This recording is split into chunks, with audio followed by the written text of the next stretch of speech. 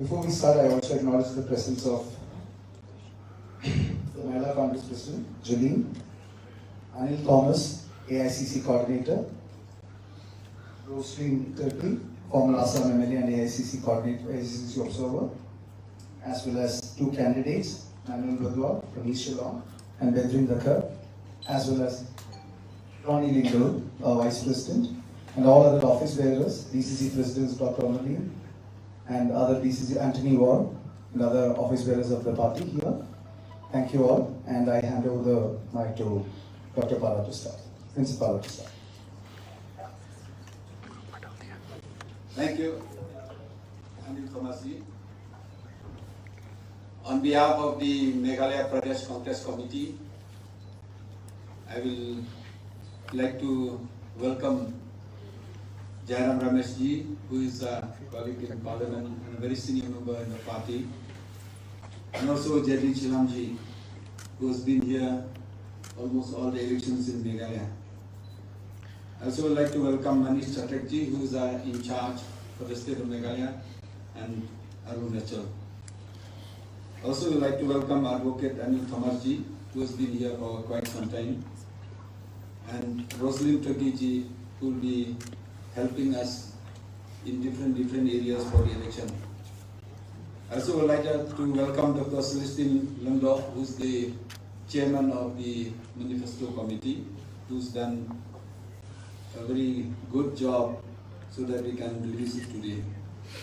I also would like to welcome Sanjay Das ji, a General Secretary MPCC, who have been running here and there for today's program. I would like to welcome all the press and medias and our friends from different rank and file of the parties, the candidates, the district presidents, and the NSUI, the Mahilas, and the Youth Congress. So once again, on behalf of myself and my party, I welcome all of you. I will hand over the mic to Dr. Celestine Lundorf, who is the chairman of the manifesto committee, who will give us a brief how we have carried all those commitments, and at the same time how we have come up to a conclusion.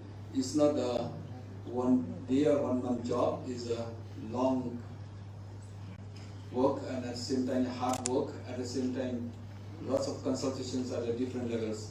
So I request Dr. Lundorf to give us a brief how he has done for the manifesto so that we can launch it today. Good afternoon.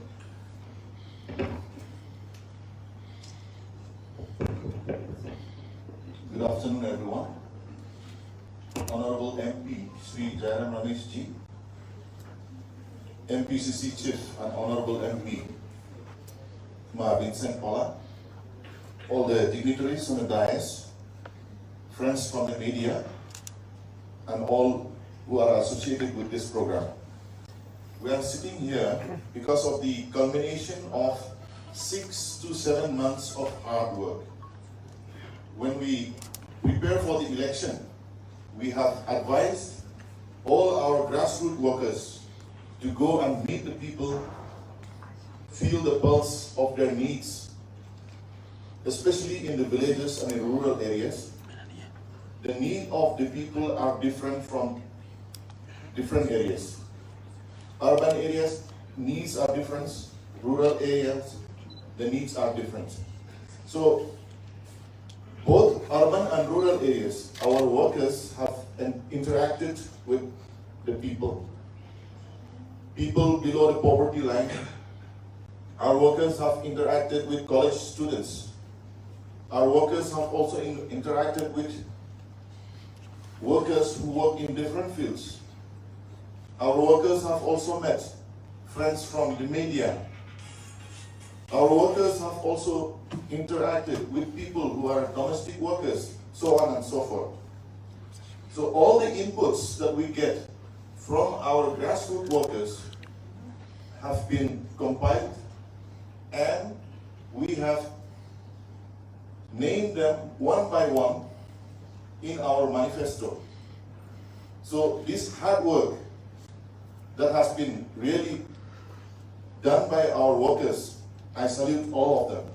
And today is the day that when we go to the election, all the promises that we make here in the manifesto are real promises, doable promises, and promises that can be fulfilled. So I request our Honorable MP, Shri Jairam Rameshji, to unveil the manifesto for the 2023 elections of the Indian National Congress for the state of Meghalaya. We will all rise up on it from the dais.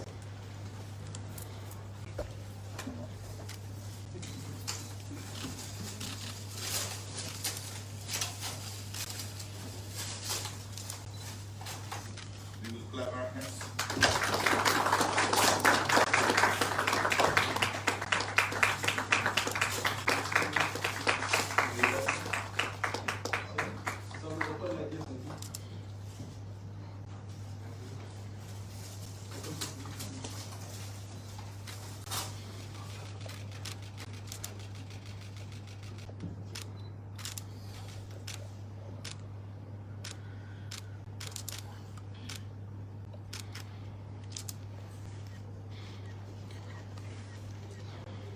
Thank you. Thank you.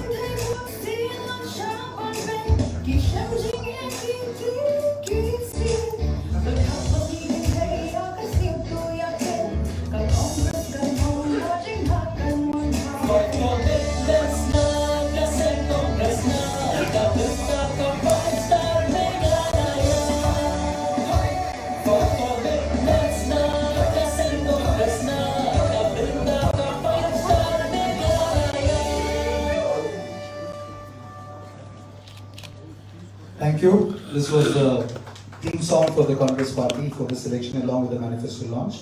So that's where it is. Now I request Honorable MP and General Secretary Communications Sri Ramesh sir to speak. Thank you. Good afternoon, friends. 51 years ago, it was the commitment, the dedication, and the love of India's Prime Minister then, Srimati Indira Gandhi, that led to the emergence, the formation of the full-fledged state of Meghalaya as a state in the Indian Union. Meghalaya means the abode of the clouds. But today, these clouds have taken on a different meaning. Today, the clouds are of not rain-bearing clouds, but these clouds are of corruption, these clouds are of unemployment, power cuts, these clouds are of a damage to the independent identity of the people of Meghalaya. And finally, these are the clouds of political puppetry, which I will explain to you a little later. In the last 5 years, we have had a government of the MDA, by the MDA, for the MDA. This is the Money Development Alliance. The alliance partners have taken a temporary divorce for the purpose of elections and are claiming to be fighting as independent parties. But let nobody be fooled. The NPP, the UDP and the BJP are all part and parcel of the same package. So the first fight that the Congress is fighting in this election is a fight against corruption. The extraordinary coal scam, the continuation of the inhuman practice of riot money. I was the environment minister, and in many ways, I don't like to boast about what I did, but I am father of the NGT. I was the minister who piloted the NGT bill in Parliament and established the National Green Tribunal in April 2010. And it's extraordinary how the orders of the National Green Tribunal have been flouted in pursuit of private gains, private profits, in a most inhuman and degrading manner. Even COVID has not been spared. We have had huge corruption in this state as the COVID pandemic raged. So this election is for ridding Meghalaya of the virus of corruption. Second, I mentioned to you unemployment, power cuts, the extraordinary spread of the use of drugs amongst the youth of the state. Meghalaya is a state blessed with extraordinarily rich natural and human resources. But in the absence of productive jobs, in the absence of infrastructure, particularly power, youth will not be able to find avenues for fulfilling their full potential. So, the second point is that these are elections to fight against the unemployment that we see, the power cuts that have become part of daily life, and the growth of a drug culture. Thirdly, when Indira Gandhi moved the bill in Parliament to establish the independent state of Meghalaya, Meghalaya was given Schedule 6 status in the Indian Constitution. And for 50 years, almost 45 years, the Congress moved heaven and earth to respect the letter and spirit of Schedule 6 of the Constitution. Knowing the special needs of the people of Meghalaya, the tribal nature of Meghalaya, the religious and ethnic diversity of Meghalaya. But that is under threat today. The identity of Meghalaya, the ethnic identity, the religious identity, the social identity, the linguistic identity is all under threat because in the name of unity, the BJP and its allies propagate uniformity. It is only the Congress party that believes not just unity in diversity, but unity through diversity. If you strengthen diversity, you strengthen unity. If you weaken diversity, you weaken unity. The BJP wants uniformity. The Congress wants unity through diversity. And finally, the fourth cloud, political puppets. There is one puppet master. He sits in Delhi. And there are puppets in different states.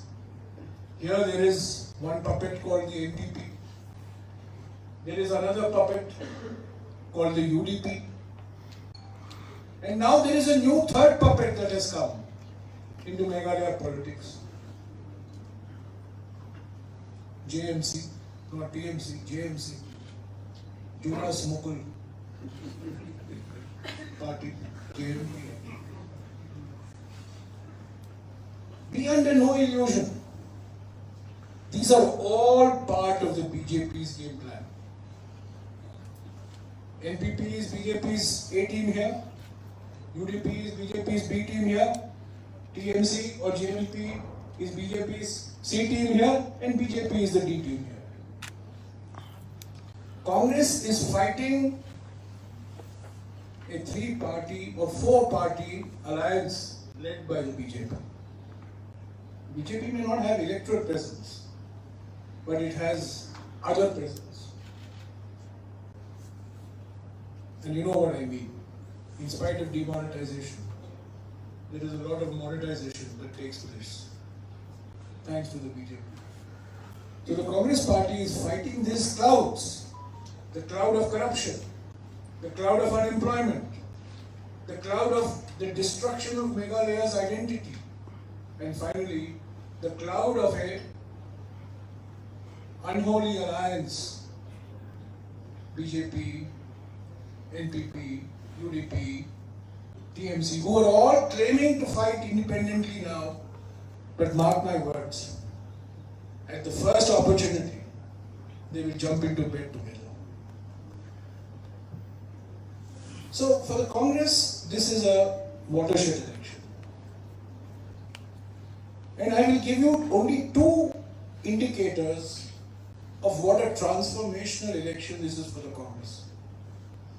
Never before in any state of India, and I venture to say this because I am familiar with national politics, 47 out of 60 candidates are below the age of 45. It's never happened before in any state. It's happened in Meghalaya. 47 out of 60 candidates are below the age of 45. This is bringing youth to the fore. One advantage of the Judasas leaving our party is that they create vacancies. And we have youngsters for the first time. And secondly, 10 out of 60 are women. No other political party in Meghalaya has given women such a heavy representation. This is a matriarchal society. This is a society in which women play a very important social and economic role and a cultural role. That is not reflected in its politics. But we are making a beginning. 10 out of 60, that is almost 17% of our candidates are women. No other political party can claim this. So it is a watershed election for the Congress party.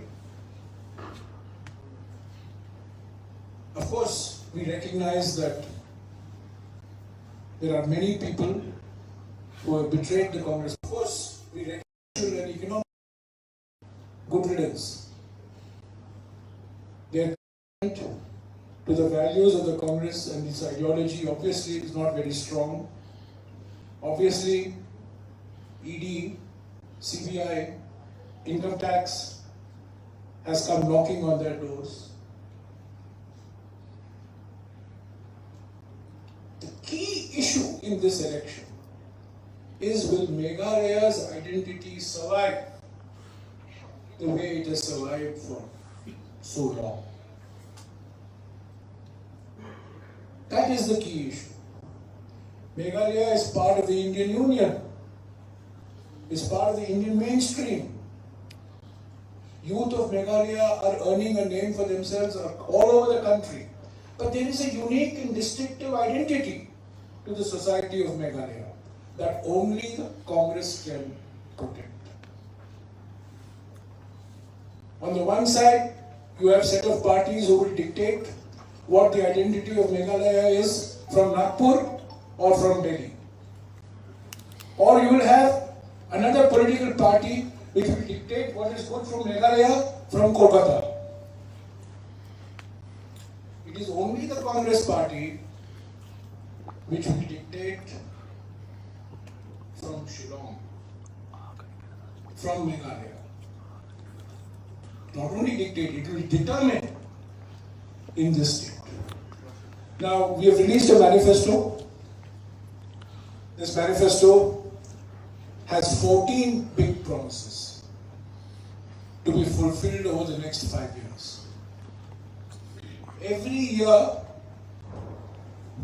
we will present a report to the people of Meghalaya, giving a report card on the status of implementation of each of the promises that we have made. We have made 5 big commitments that come out of these promises, which was released day before yesterday. The first commitment being empowering women, 3,000 rupees per month to every single mother, BPL single mothers, and there are 41% of women in Meghalaya are single women. Mean women were separated or living singly. 41%. It's a large, very large number. Second, we have promised a job to every household. Third, we have promised a power cut-free Meghalaya. I mentioned that to you. Fourth, corruption-free Meghalaya. Most important, we will have a law against corruption. We will implement this law. We will have an ombudsman. We will have strong anti-corruption machinery. And whatever the orders passed by legal authorities, like the National Green Tribunal, will be implemented fully. And fifth, we have promised a drug-free Meghalaya. These 5 promises come out of these 14 promises contained in our manifesto. As I said, manifesto is a very sacred document to us. We will have an annual report to the people on the implementation of this manifesto, and we will hold ourselves accountable to the people of Meghalaya for this manifesto. Finally, let me say a few words about the BharatJodoYatra, which, as you know, started on the 7th of September and ended on the 30th of January. It was a 4,000-kilometer long yatra from Kanyakumari in the south, deep south, and ended in Srinagar in Jammu and Kashmir. It was a south to north yatra. And it was a yatra to unite Indians. In this atmosphere, where Indians are being divided on the basis of religion, caste, language, ethnicity, food, dress. So this yatra was a yatra to bring people together. It was a voice against economic inequality. It was a voice against social polarization, and it is a voice against political dictatorship. We today have an undeclared emergency in our country. One man determines who will speak, what will be spoken, what will be done, what is good, what is not good. This is completely against what our constitution teaches. Our BharatJodoYatra is a celebration of India's diversity. Because as I said, only if we celebrate our diversity will we strengthen our unity. So this BharatJodoYatra was a very successful yatra. We are now thinking of a west to east yatra, the details of which are still being worked out. This was a south to north yatra. A similar west to east yatra is being contemplated. Because we believe that India's greatest threat today comes from the policies of the Prime Minister, from the BJP, of the RSS, which divides Indian society, which does not unite Indian society. So I congratulate my colleagues in the Meghalaya Congress, and we are approaching these elections with new energy, with new enthusiasm, and I believe that the people of Meghalaya will see a new spirit of the Congress and will vote on the 27th of this month for change, a vote against the clouds of corruption, a vote against the cloud of unemployment, a vote against the forces who want to deny Meghalaya's 6th schedule in letter and spirit, and a vote against political parties which will be controlled ultimately by one national party called the BJP, which is detrimental to the interests of societies like Meghalaya. Thank you. I'll take any questions you have later. Now I request the press to have the questions, if any. Thank you. We will go one by one, and the first one was raised from. There are mics on the table. There are mics on the table, please. I have all the time in the world. Let's go with that. You may ask him. I have one question. Is the mic on? Yes, it's on. On 3rd July 2019, the Supreme Court has lifted the ban on coal mining in Meghalaya. But there was a little effort on the part of the government to ensure scientific coal mining, started in Meghalaya. So the Congress, how will it ensure that scientific mining in Meghalaya starts and the livelihood of the people depending on coal mining restored? Madam, mining is an economic activity which creates employment. Let's accept this reality. But mining has to be done in an environmentally responsible manner. Mining has to be done in a humanitarian manner. And mining has to be done according to the laws of the land. I have been Environment Minister, and before that, as Commerce Minister, I have spent considerable amounts of time in Doki and all these places where coal mining takes place. I have seen initially the way coal mining was done. Later on, how it degenerated into rat coal mining. I can assure you that the Congress Party will follow the laws which are there for environmentally responsible and humanitarian mining. A blanket ban on mining creates adverse consequences for employment. I, both as Environment Minister and as Minister for Power and Commerce and other ministers, I have always held this view that we must, whatever we do, whether it's mining, whether it is building, whether it is highways, whether it's roads, whether it's any infrastructure, we need infrastructure, we need jobs, but it cannot be at the cost of the environment. Meghalaya is an environmentally fragile area. We have to be extra careful in places like, you have seen what happened in Joshimath. in Uttarakhand. So we have to be extra careful in these states, hilly states particularly. And I can assure you that the Congress party will accord the highest priority to environmentally sound, environmentally sustainable economic development, which includes mining and other infrastructure projects. Well, political pundits suggest that no single party is getting majority in this election. If this is the case, what will be the mind of Congress? Will it be open for alliance with any political party in the state?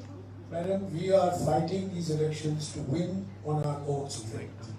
We are fighting for major parties who claim to be independent, but as I said, they have taken a temporary divorce. They will get together at the first opportunity. We are fighting to win on our own strength. I do not even contemplate what is going to happen when the results come out. We are confident that the people of Meghalaya will give a mandate to the Congress party. It's a tried and trusted party. It's an experienced party. It's a party that respects the sentiments of the people of Meghalaya. And it's a party for which decisions will not be taken in Kolkata or New Delhi or Nagpur, but decisions will be taken in Shillong by leaders of Meghalaya in consultation, of course, with other people, because the Congress is also a national party. So I'm not even thinking of what is going to happen. We are fighting to win on our own strength. And I believe that the fact that 47 out of 60 candidates are below the age of 45, I believe that the fact that 10 out of 60 candidates are women, large number of our candidates are professionals, I think this will give confidence to the people of Meghalaya that this Congress means business. And this is not Judas's may come and Judas's may go, but the Congress will remain strong. Many people have written the obituary of the Congress in the last couple of weeks. It's become a favorite pastime, writing the obituary of the Congress. But the Congress has a remarkable capacity for surprising all obituary writers now. There are a lot of free things offered. There are a lot of free things offered in your manifesto. I am loud enough. Yeah. So there are a lot of free things offered in the manifesto, and Congress is also cashed out. So how do you get the money to implement all this? The financial commitments made in our manifesto, these commitments have been made keeping in mind the financial requirements for these promises to be implemented. It is true that states like Meghalaya depend quite heavily on central assistance for their development expenditure. It's certainly true. But I think, frankly, that a situation has come when, if you're a responsible and responsive political party, you would have to take the steps that have been identified in our manifesto, particularly as far as relief for single women is concerned, particularly as relief for households who do not have a single job earner is concerned. These are, I agree with you, these are financially, they will require a lot of financial commitments. But these are commitments that we will fulfill. These are not paper commitments. These are commitments that we have fulfilled. Let me tell you, in 2004, when the UPA government came, the Congress-led UPA government came, one of the big commitments we had made in our 2004 manifesto was the Mahatma Gandhi National Rural Employment Guarantee Act. And the same question was asked, how will you implement the Mahatma Gandhi National Rural Employment Guarantee Act? Well, it was implemented. We found the resources. And Mr. Modi, who opposed that act, has now become the greatest champion of this act. In 2009, we promised National Food Security Act. Same question was raised. Where is the money for National Food Security Act? But we found the money for the National Food Security Act.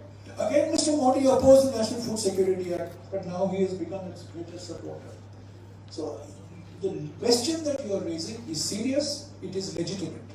But I believe that if the government is serious, we can find the resources to fulfill these financial requirements. Incidentally, this manifesto is not for 1 month, it's not for 1 year, it's a 5-year manifesto.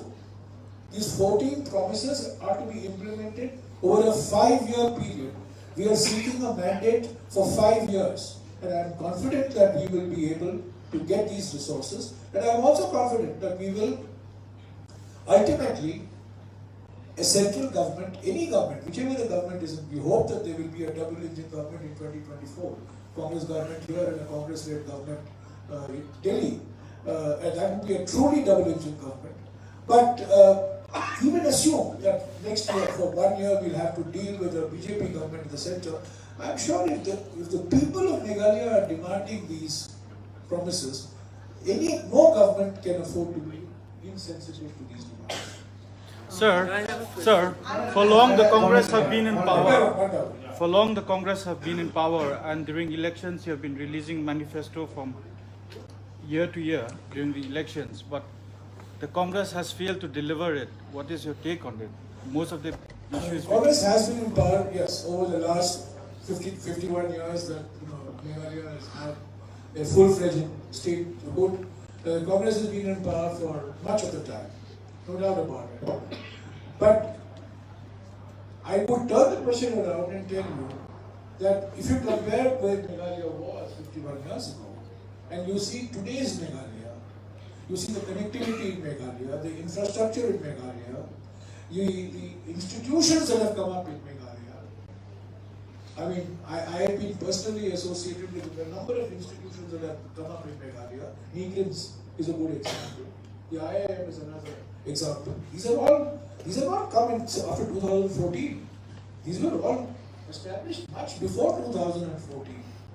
So the Congress has made many commitments which it has fulfilled. There are much more to be done. No doubt, much more to be done. There are new challenges, particularly the challenge of environment. Let me give you another example. When I was Commerce Minister, I spent 5 days in Meghalaya for giving new status to the curcumin content of turmeric. This is the unique product of Meghalaya. The curcumin content of turmeric, I don't have to tell you.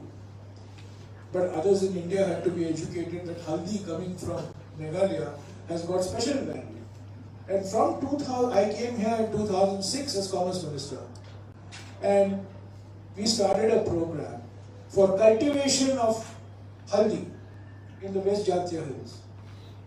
And now this has become a very major economic activity in Meghalaya. Now this is not after 2014. This started much before 2014. So, it's easy to say the Congress has not done this, Congress has not done that, because the Congress has been in power for the maximum amount of time. But please also look at the glass which has been filled. Look at the institutions that have been created. Look at the infrastructure that has been built. And most importantly, I would request you, most important contribution of the Congress to Meghalaya is to preserve and protect the identity of Meghalaya. That is the single most important contribution of the Congress Party. Schedule 6 of the Constitution. It is very easy to say Meghalaya should be part of the Indian mainstream without recognizing the ethnic, religious, linguistic, cultural diversity of Meghalaya. It is only the Congress Party that has protected that identity. And that is under threat today. I have a question. Let's go through one round. I have a question in the back. Let's go through one round and come back to you. Mr. I don't follow one journalist, one question model. Not one nation, one tax. Would you agree? Just a minute. We have on most of the regional parties here in Meghalaya and even the local parties. They are supporting BJP-led alliances with the belief that it's very difficult for the Congress to form the government at the center. So what's your take on that? And this is the reason they are supporting BJP-led alliances. I can only tell you that in 2004, nobody gave the Congress a chance. And we formed the government. In 2009, nobody gave us a chance. We came back with an increased majority. So, people are entitled to their opinions. And I also told you that, you know, when people leave you after getting the full benefits of being in the Congress party, and after Mr. Ghulam Nabi Azad, I think the one person who has benefited most from the Congress party is Mr. Mughal Khan. Now, if people who have benefited from the Congress party decide to give it a kick in pursuit of their personal ambitions, I can't help it. It's their choice that they have made. But I can tell you that repeatedly the Congress party has been written off, and repeatedly the Congress party has bounced back. So I am confident that we are going to this election with a new spirit. The BharatJodoYatra has created a completely different narrative of the Congress all over India.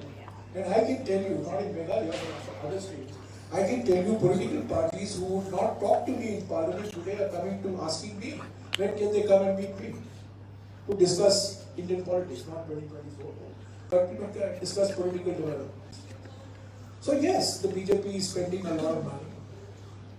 The BJP also has more than money. The most powerful instruments in the hands of the BJP, the Trishul of the BJP, ED, CBI, income tax. These three instruments they have, which they use.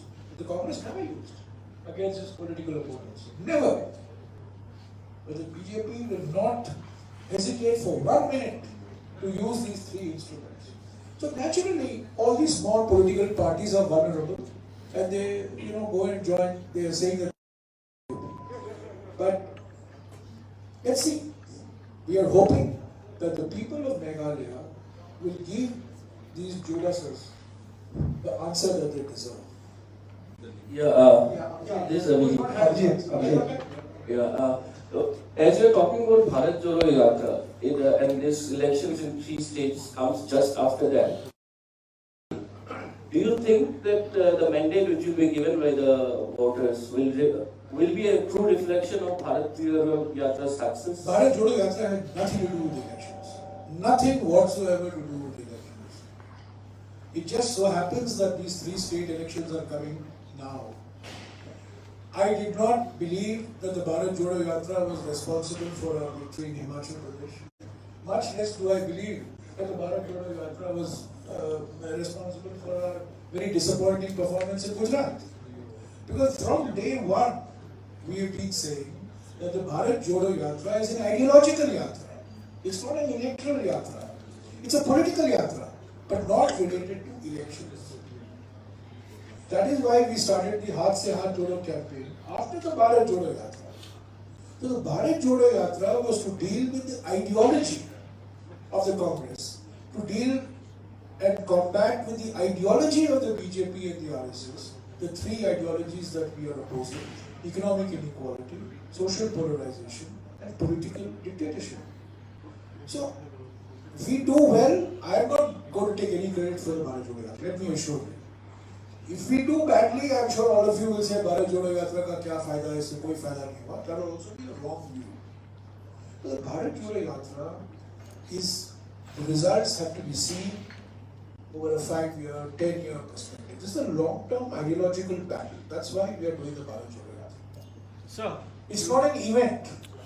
The BharatJodoYatra is not an event. It is a movement. Yeah, those who have not had a chance, then I'll come back to the second chance. Yes, ma'am. Yeah, in your manifesto, in your manifesto, you have mentioned about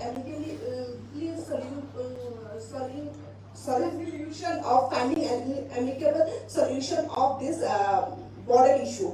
So right now, 12 out of 6 areas of differences are sorted out by the government. So will you revoke this boundary agreement signed with Assam? Listen, you see, whether it's 12 or 22, whatever you say, different areas, the boundary dispute this government has not solved it, rather they made it more complicated. So when we do when we try to solve the border, we have to discuss with people at the ground. Actually, in Meghalaya, because of the land tenure system, is totally different. The culture is totally different from Assam. So we should discuss with the same, with the district council, with the villages, with all these stakeholders. It is not that a chief minister once sits in a five-star hotel and another chief minister and say that we solved the problem. After they have signed the agreement, how many people have been killed? How many problems are still on? So they have not been able to solve the problem. But if you see during the Congress, we always try to see that people on both the borders works together, respects each other. Assam is a state which covers almost 3/4 of Meghalaya. So we cannot afford to fight in such a way where we have to be bloodshed all the time. We have to, that's why we said we need amicable solutions where we can push for a boundary commission.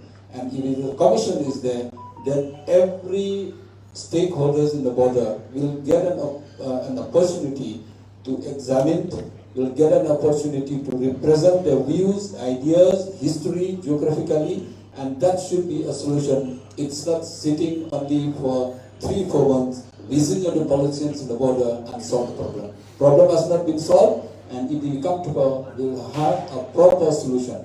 Thank you. The BJP has appealed to the people of Meghalaya to vote for the double-engine government. So do you think that Meghalaya really needs a double-engine government? BJP will always, telling lie to the people of Meghalaya. If you see in the last election, the manifesto is that coal will be opened in 180 days. Now, more than 5 years, has not been there. BJP now is threatening the people of Meghalaya. If you don't vote for BJP, then you will not get money. If you don't vote for BJP, then you cannot form the government. This is a democracy. The BJP cannot run whether it's double engine, single engine, and 10 engines. It's the people of Meghalaya who run Meghalaya, it's the leaders of Meghalaya who run Meghalaya. So the BJP, I doubt BJP will get even two members in the league. Last time they bought only 2 because those run from the Congress. Though the question of double engine or single engine doesn't arise in Meghalaya. It's the people of Meghalaya to decide, it's not the BJP to decide. The BJP says to the states, have a double-engine government in the state. A double-engine government in Guwahati, double-engine government in Shillong, double-engine government in Agartala. While it itself has a double-engine government in Delhi. So, you know what I mean? Yes, sir. Just another question. And that double-engine government is under grave threat of being derailed. Because one of the engines is under attack, one of the engines has been found to be a fraudulent engine, and this whole Modi-Adani affair will bring out the truth of how Mr. Adani has benefited from the Modi regime, how all airports have been privatized in favor of Mr. Adani, how all ports have been privatized in favor of Mr. Adani, how railways, power distribution, power generation, gas distribution, take whichever economic activity, Mr. Adani is the prime beneficiary. And the Prime Minister does not even mention in his Lok Sabha and the Rajya Sabha addresses this severe crisis that we are going through because of the manipulation of this one engine which is driving the central government. Sir, you mentioned that you will manage the fund for some of the promises that are there in the manifesto. I'm talking particularly about the single mother scheme.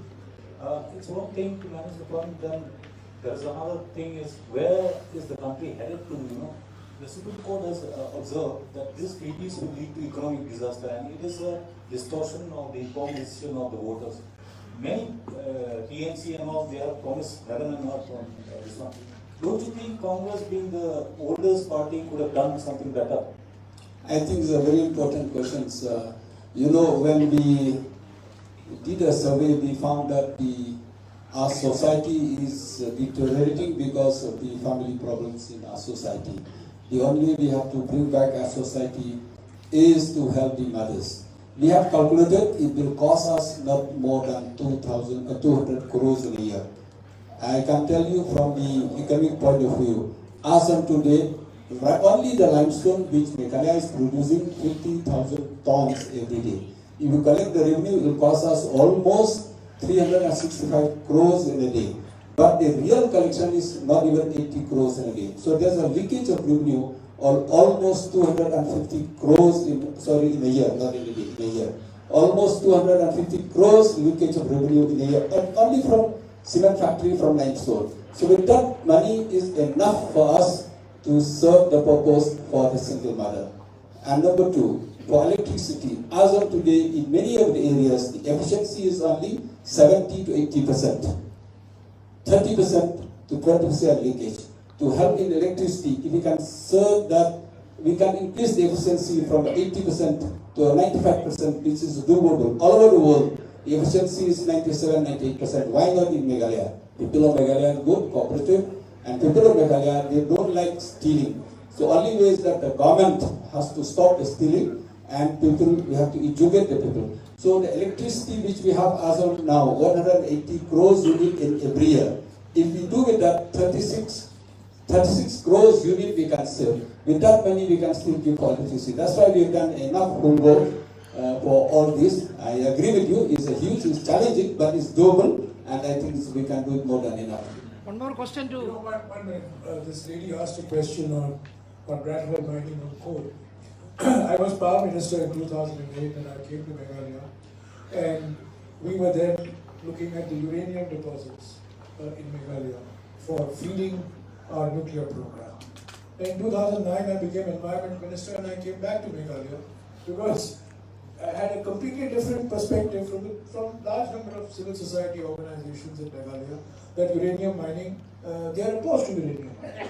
And I remember, if my memory serves me right, Don Cooper Roy was the Chief Minister. I talked to the Chief Minister and I said, look, these are legitimate concerns. We have to address these concerns.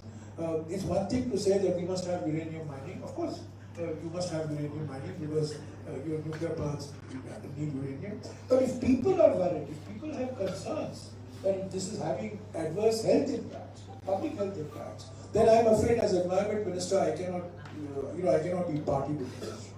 So in fact, in 2010, as Environment Minister, I took steps to ensure that uranium mining in Meghalaya was not opened up. Until today, that remains the case. Almost 13 years have passed by.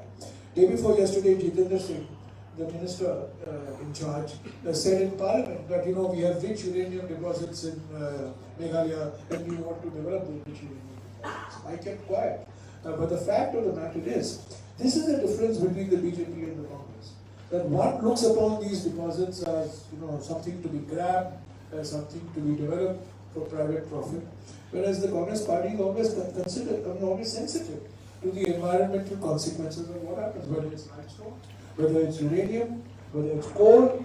These are natural resources, but environment is equally important for the health and livelihoods of people, particularly in states like Meghalaya. Can you, one question. You are the worst affected in terms of desertion of MLAs.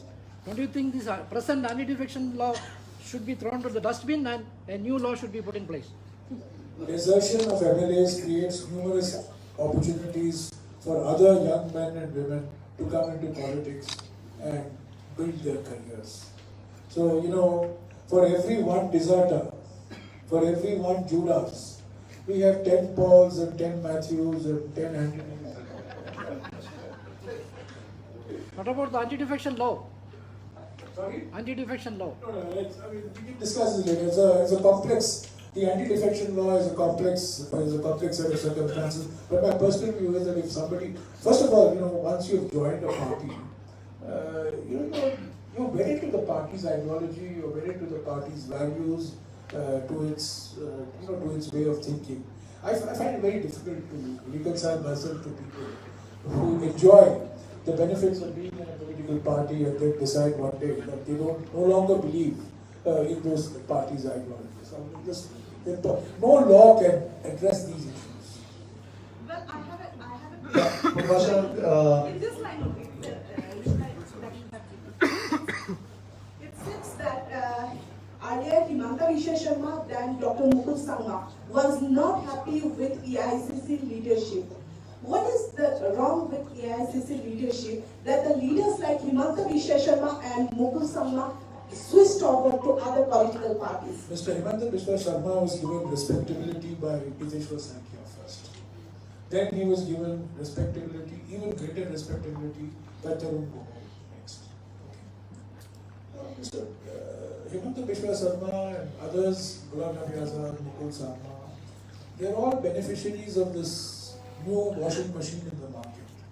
You know, there used to be LG washing machine, higher washing machine, Samsung or Videocon washing machine. Now there is the best-selling washing machine is the BJP washing machine. So, you know, anybody who's got some vulnerability to ED, CBI, income tax, gets into this washing machine and they come out clean, they come out efficient, no inquiries are done against them. So, you know, you find a lot of people, you know, Bhubaneswar Kalita, another example, Mr. Sindhya, another example. These are all people who have, you know, I can only note it down here, so I'm not pronouncing it properly. Where's the word here? You know, in, I don't have that word. I noted down this word, you know, in any other part, in Calcutta I would have called Mir Jafar, but in Shillong, the word that I have to use is no shed killa.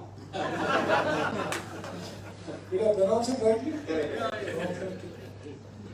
The last question, and then the leaders will be here for the lunch also. So the last question coming from her.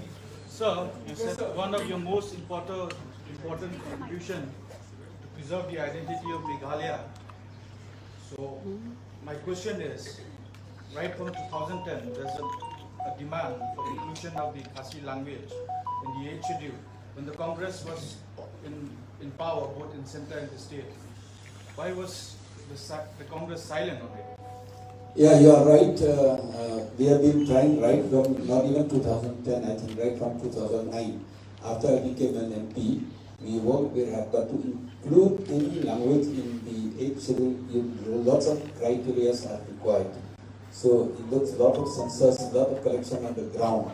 So these has been done before, and we need to help the recommendations of the states because we cannot just include a language.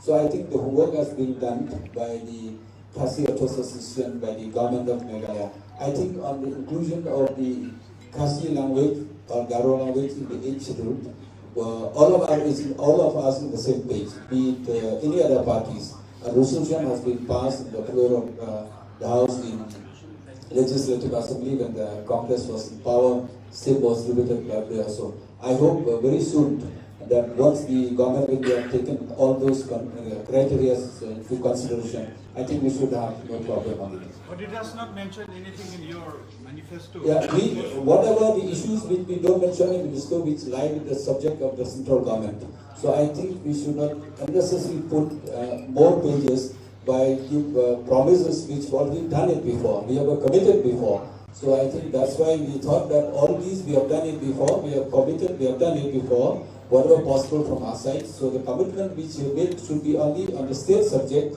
and in the central subject, all those which we have done, we'll stand with it and then we'll always for it. Thank you.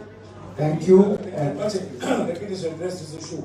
I'm personally, speaking personally, I'm 100% in favor of including languages Khasi, Garo. In fact, I myself have been fighting for Bhojpuri, the whole language, the tribal language, Adivasi language which happened. But unfortunately, there's an elaborate process, elaborate consultative process, and the requirements are very, very complex and complicated. And you know, it's taken years for languages to be included in the 8th schedule. There is a demand for Bhojpuri. At some point of time, I remember I was told by the Home Ministry when I was pleading for the whole language that there are something like 150 demands for inclusion of languages into the 8th schedule. But the important point that you have raised, why is it not there in the manifesto? This manifesto has commitments which the state government of Meghalaya will do. The reason why it does not find a place in the manifesto is because that is a decision that the central government has to do. Of course, the state government will do heaven and earth But this manifesto deals with decisions to be taken by a Congress government in Shillong when it gets the trust and confidence and the mandate of the country. Mr. Ramesh. Thank you. Last question, and then after this, the leaders will be here for the lunch also, and we will play the official song with a small performance. Yes, please, the last question. This DBT of 3,000 to single mothers, do you think this might also encourage more broken families? I do think, and I think we also, while discussing, we thought that every 2 years we'll do a impact assessment. Suppose we give it first year, second year. Normally for the first year, you need to do a lot of research, you need to do survey, you need to update all the data. So then we'll do an impact assessment. We'll do an impact assessment and we'll do lots of homework, how it affects us. But I think economically, if the women is strong, the community, especially the Khasis and Jaintias and Karo community will be strong. This money is not given to the women alone, it's children. We have seen personally in the ground how the children they stop studying because they don't have anything, and some of them they stop going to hospital, how they suffers because they don't have anything. That's why we made this commitment. Our commitment is to unite, not to break. Our commitment is to build the society, not to destroy the society. Thank you. Frankly, I was quite, it was a revelation to me that 41% is the figure for single mother households in that's quite an astonishingly large figure. So beginning has to be made somewhere for providing social security. I think this is the minimum level of social security that can be provided to facilitate education of children. Thank you very much. I request the dais to be here in that itself, and then request the performers to come, and then we are playing our official theme song for this election. Thank you. Please be seated, please be seated. And the leaders will be here for the lunch following this, and you can have the questions and interactions with the leaders here. All journalists are requested to be to remain seated and join us for the lunch. Yeah, please.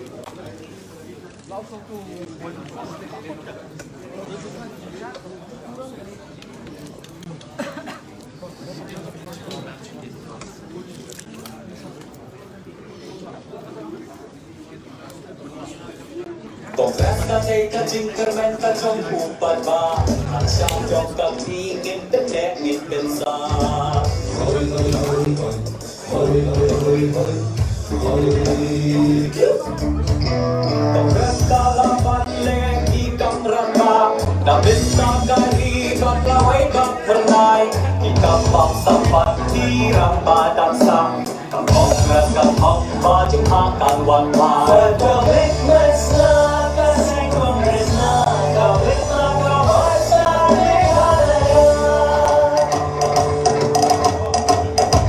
Kapor dengan Meghalaya Kadepan kapor Kongres kakular Bandung duhor Dekatang Tuang ni hasal Salam Kisah tingkat Habang dalam